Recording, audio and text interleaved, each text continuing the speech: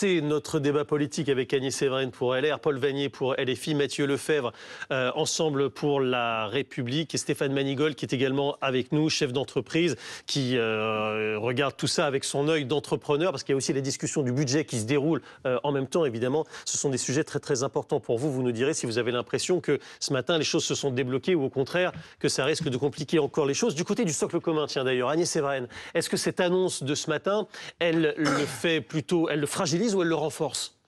C'est difficile à dire. Pour l'instant, moi je trouve que ça a été plutôt malin finalement de proposer le retrait du 49.3 parce qu'il met les parlementaires face à leurs responsabilités. Vous dites bien joué. En disant, moi plutôt bien joué. Ouais. Et après, je suis très lucide. Ça va être très très compliqué parce qu'on l'a vu dans le précédent budget. Il y a une coalition des démagogues LFI et RN. Ça a été la foire aux impôts. Et le 49.3 a permis de faire voter un budget qui était raisonnable et dans l'intérêt des Français et de l'intérêt supérieur de la France. Donc moi je dis bien joué, mais à condition, là encore, que chacun des parlementaires prenne leurs responsabilités parce qu'aujourd'hui la France a besoin d'un budget et la France a besoin de stabilité. Ouais. Donc on verra ce que ça va donner. Mathieu Lefebvre, est-ce que vous entendez vous rassure plutôt sur la solidité du socle commun dans un premier temps? Parce que elle n'est pas gagnée cette solidité. On a entendu Bruno Retailleau encore hier soir le dire, ça n'est pas acquis. Enfin, moi je trouve d'abord que c'est un choix de rupture courageux et décisif. Objectivement, c'est une nouvelle méthode qui est... Décisif. C'est décisif, oui, ça n'a pas été tenté, ça n'a pas été inventé par le passé. Il n'y a désormais aucune raison pour que les débats ne puissent pas s'engager. Il n'y a aucun prétexte possible désormais pour que nous ne puissions pas échanger avec mes collègues sur la base de nos propositions, sur la base également de la copie de départ qui sera celle du gouvernement. Le rôle du Parlement, c'est de débattre, d'amender, de proposer. Il est vrai qu'avec le 49.3, on pouvait être parfois déresponsabilisé. Là, que nous disent les oppositions depuis un mois, ils nous disent renoncez à cet outil pour voir si vous êtes vraiment capable du débat, si vous êtes vraiment ouvert au compromis. Le Premier ministre a montré qu'il était véritablement ouvert au compromis et il a surtout dit aux parlementaires, prenez le pouvoir qui est le vôtre. Ne vous dérobez pas devant vos responsabilités, comme l'a dit Agnès Séverine. Proposez, échangez et trouvez un budget pour le pays parce que, je le dis devant le chef d'entreprise qui est là aujourd'hui, la stabilité a une grande valeur pour notre pays, surtout à un moment où le contexte international est extrêmement difficile. Donc, soyons à la hauteur de nos responsabilités, débattons, échangeons et parvenons à un compromis. Et vous avez entendu à la sortie Marine Le Pen qui dit pas de censure a priori. On attend de voir ce que dira Sébastien Lecornu dans le discours de politique générale, sans doute en début de semaine prochaine. Pas de censure a priori non plus pour le Parti socialiste qui venait d'arriver, qui est en train d'échanger avec le Premier ministre. En revanche, du côté de LFI, Paul Vannier, ça ne change rien pour vous. Vous dites, on va déposer une motion de censure, quoi qu'il arrive. Pourquoi ? Si ça change, nous sommes en train d'assister à l'émergence d'une majorité Macron-Le-Péniste de fait. Et nous allons vers un débat budgétaire à l'issue duquel c'est le budget de Madame Le Pen qui risque d'être adopté par cette nouvelle majorité. Ce budget, je veux l'esquisser, car les points d'accord entre macronistes et lepénistes sont nombreux sur le terrain économique. C'est des suppressions de postes de fonctionnaires, c'est l'allongement des jours de carence, c'est pas de taxe Zuckman, c'est pas d'augmentation du SMIC par exemple. Et nous allons dans cette direction. Nous voyons bien que la combine, elle a commencé hier à l'Assemblée nationale avec des répartitions de postes. Madame Le Pen était seule dans le bureau de Monsieur Lecornu aujourd'hui. Monsieur Lecornu, nous le savons, il entretient depuis des années maintenant des liens étroits avec les dirigeants de l'extrême droite française. Elle a dit tout à l'heure, Marine Le Pen, dire ça, c'est être complotiste. À de nombreuses reprises.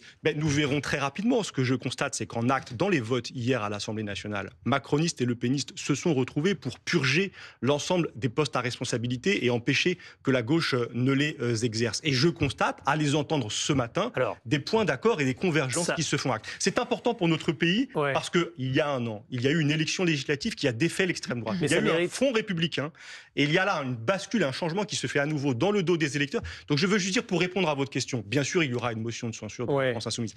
Mais la seule solution à la crise qui se prolonge sous une autre forme aujourd'hui, ce sont de nouvelles élections. Il faut redonner la parole au peuple français pour lui permettre de décider de l'avenir qu'il veut donner au pays. Ce que vous dites mérite une explication de texte. Marie Chantrey, il y a eu hier l'élection du bureau de l'Assemblée nationale. Ce n'est pas forcément le sujet qui va intéresser au premier chef nos téléspectateurs, mais c'est le fond qui explique ce que vient de dire Paul Vannier. Dites-nous pourquoi il y a cette accusation d'une alliance macrono-lepéniste. Et à la veille, l'élection aussi des vice-présidents à l'Assemblée nationale. Et contrairement à la précédente élection, 2 nouveaux vice-présidents du RN ont été élus avec près de 340 voix, je crois.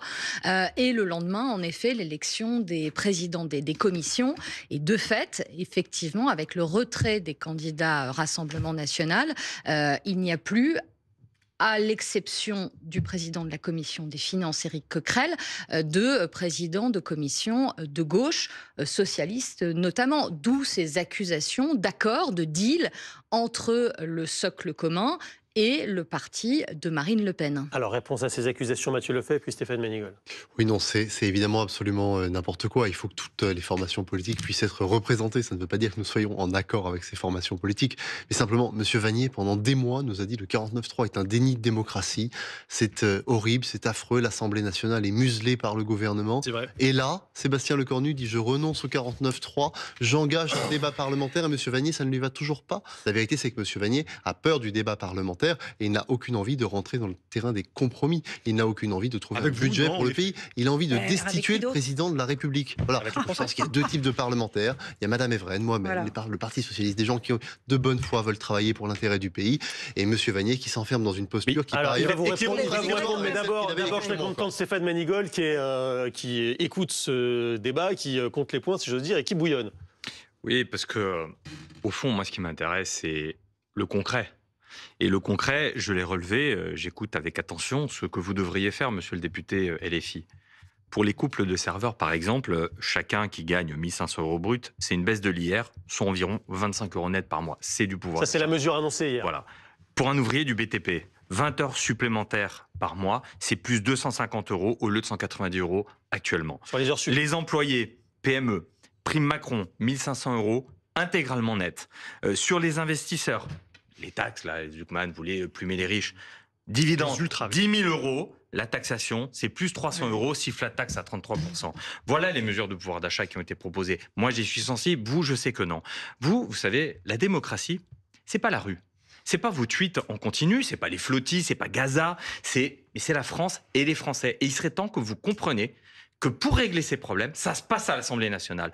Quand un Premier ministre engage un 49.3, vous criez et vous hurlez au scandale démocratique. Maintenant que vous avez un Premier ministre qui dit « il n'y aura pas de 49.3 », mettez-vous d'accord, mettez-vous face à vos responsabilités. Eh bien, cher monsieur, c'est un peu pour ça que les Français vous payent, et c'est un peu pour ça qu'on attend que vous réglez nos problèmes, pas que vous générez des problèmes. En réalité, monsieur, alors, vous, LFI, vous êtes payés avec l'argent des Français pour entretenir des problèmes. Vous êtes devenus des businessmen de la misère. Alors, il vous répond, Paul Vannier, puis Agnès Evren. Oui. Je réponds au militant qui s'est présenté il y a peu de temps à une élection législative. C'est vrai que vous avez fait 0 voix, monsieur Manigol. Mais je vais vous répondre. Vous prenez la casquette de l'entrepreneur aujourd'hui pour vous faire le porte-parole au fond. Oui, je voulais affronter du sarkozysme, un antisémite. C'est bien que vous le disiez, ça dévoile un peu la réalité de votre statut. Mais je me suis retiré, je me suis pas présenté parce que je suis un patron, je suis pas un politique. Alors, sur le fond, refaisons pas ce match-là, Paul Vannier, la réponse. L'ensemble des mesures qui viennent d'être rappelées, annoncées hier par M. Lecornu, s'inscrivent parfaitement dans la continuité du macronisme,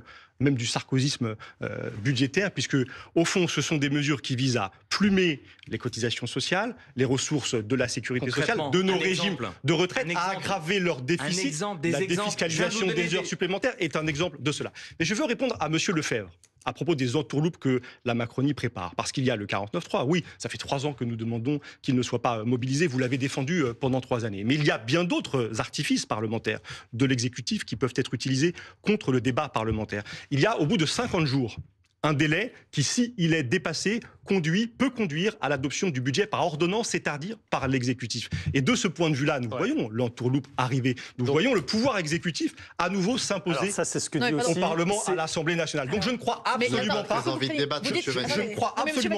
que nous puissions aller au terme d'un débat parlementaire. Je ne suis pas sûr que ce soit clair pour les Français qui nous regardent. Mais non. Vous dites ils vont faire traîner les débats exprès pour dépasser les 50 jours. Bien sûr, Agnès Evren, vous avez entendu engagement de la part du Premier ministre sur ce point. Vous avez entendu Olivier Faure tout à l'heure dire qu'il faut revenir sur le vote de la réforme des retraites parce que justement il y a eu le 49.3.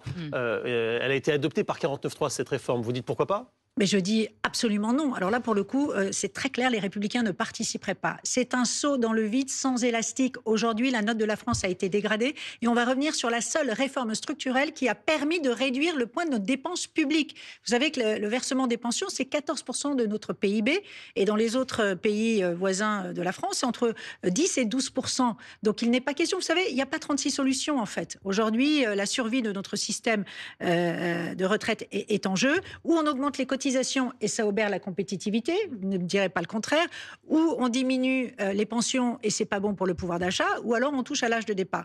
Moi, je voudrais quand même vous dire, monsieur, que vous êtes totalement irresponsable. Le Premier ministre a dit ce matin, le centre de gravité est déplacé désormais vers le Parlement. Vous devriez prendre la main qui vous est tendue et de dire on veut défendre les Français, le pouvoir d'achat des Français, proposer des amendements et débattre de façon mature. Et c'est ça une démocratie aujourd'hui mature, comme dans tous les pays européens, où on arrive à se mettre autour de la table dans l'intérêt supérieur de la France, 30 tout secondes simplement. pour conclure, Stéphane Manigold. Écoutez, moi, en tant que patron, j'essaie simplement d'avoir une vision pragmatique et pas politique. Et quand vous parlez d'artifice parlementaire, pardon, ça s'appelle la Constitution. Voilà, si vous n'êtes pas content, vous la changez. Ensuite, oui, il faut une seconde république, vous avez raison. Pardon, là encore, c'est en bon élève, j'avais compris qu'on parlait du budget. Et vous, en fait, qu'est-ce que vous faites? Vous voulez parler des retraites. Mais on parle du budget, là. Alors ça, c'était une demande en fait, d'Olivier Faure, c'était le Parti Socialiste, mais j'imagine qu'elle était d'accord. Oui, mais d'accord, mais vous êtes systématiquement hors sujet. Allez, merci. Il y a une question qui est posée, vous répondez à côté, comme d'habitude. Merci beaucoup. Le débat, il va se déplacer évidemment au Parlement et ça sera passionnant de voir si les députés et les sénateurs arrivent à se mettre d'accord sur les propositions du gouvernement. Il va se poursuivre évidemment ce débat sur l'antenne de BFM TV.